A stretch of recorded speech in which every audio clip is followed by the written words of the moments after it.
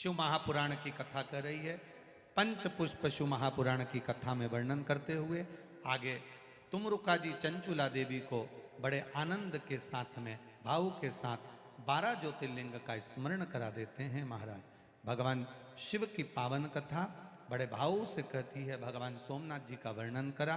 चंद्रदेव को काया का रोग हुआ, भगवान शिव ने काया के रोग से मुक्त किया। आगे वर्णन आया मल्लिकार्जुन का। भगवान कार्तिकेय जी रुष्ट होकर गए तो भगवान शिव ने माता पार्वती के साथ जाकर उनको मनाया, मल्लिकार्जुन के रूप में विराजमान हुए। अगला वर्णन आया है महाकाल।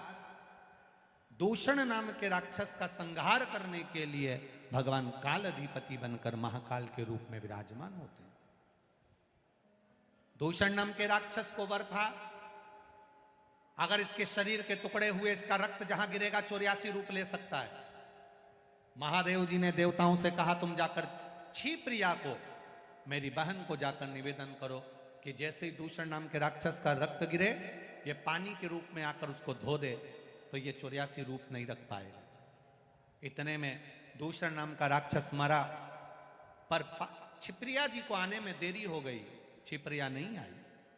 जब क्षिप्रिया नहीं आई तब 84 रूप दूषण ने ले लिए। उस 84 रूप के दूषण को भगवान देवादिदेव महादेव मारे कैसे? शंकर जी ने कहा मैं रूप नहीं ले सकता। क्षिप्रिया ने शंकर जी के 84 रूप बना दिए और बहन ने अपने भाई के जब 84 खंड किए तो 84 महादेव बनकर दूषण नाम के राक्षस का संहार करा। आज भी वो 84 महादेव अवंतिकापुरी उज्जैनी में विराजमान है, जिनका दर्शन अपन करते हैं।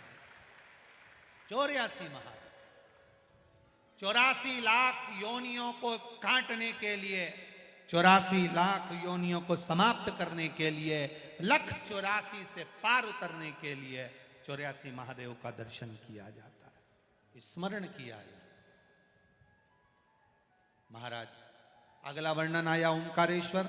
विंध्य नामक पर्वत ने भगवान शिव को यहां पर विराजमान किया।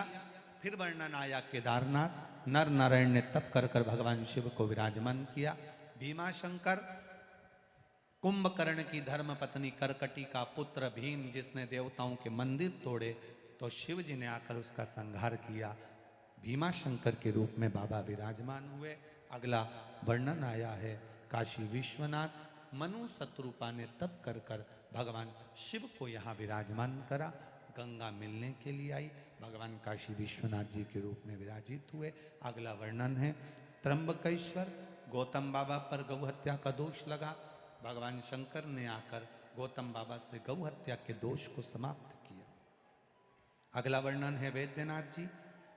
रावण भगवान शिव को लेकर जा रहा था, भूमि पर शिवलिंग को रखा, उठा नहीं, बाबा वैद्यनाथ के रूप में विराजमान हो गए।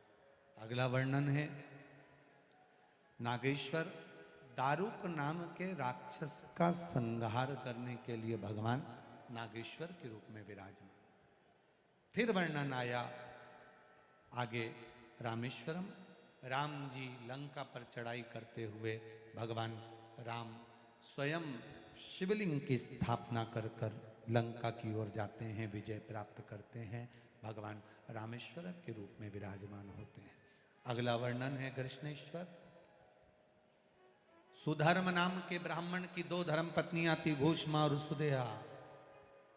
सुदेहा के यहाँ संतान नहीं थी, घूष्मा ने अपनी संतान सुदेहा को दे दी थी। सुदेहा ने उसको पाल पोस कर बड़ा करा। बहू को मालूम पड़ा मेरा असली सास तो घूष्मा है, सुदेहा को पूछना बंद कर दिया। क्रोध आ गया सुदेहा को, जब बेटा ही नहीं होगा तो बहू किस काम की। बेटे के तलवार से टुकड़े कर कर कपड़े में बांध कर तालाब में फेंकी आई। घोषमा प्रत्येक सोमवार को शंकर भगवान के पार्थिव शिवलिंग का निर्माण कर कर पूजन करने जाती थी, विसर्जन करती। विसर्जन करने के लिए जब जा रही, मन में भाव आया बेटा बहुत दिन से नहीं देखा। 1 हफ्ते पहले मरा हुआ बेटा भगवान शिव की कृपा से घोषमा के पुत्र को जीवित किया। शिव जी का नाम कृष्णेश्वर महादेव पड़ गया। ऐसे 12 ज्योतिर्लिंग का चरित्र तुमरुका जी ने चंचुला देवी को श्रवण कराया है। चंचुला देवी ने बड़े भाव के साथ शिव जी का ये पावन चरित्र सुना तो बिंदु प्रेत योनि से मुक्त हो गया, और बिंदु प्रेत योनि से मुक्त होकर बाबा देवादिदेव महादेव के चरणों में गया। चंचुला देवी जो बेधव्य हो गई थी, विधवा हो गई थी, वापिस अखंड सौभाग्य धारण कर कर अपने पति के लोक को चली जाती है। ऐसी चंचुला भाव से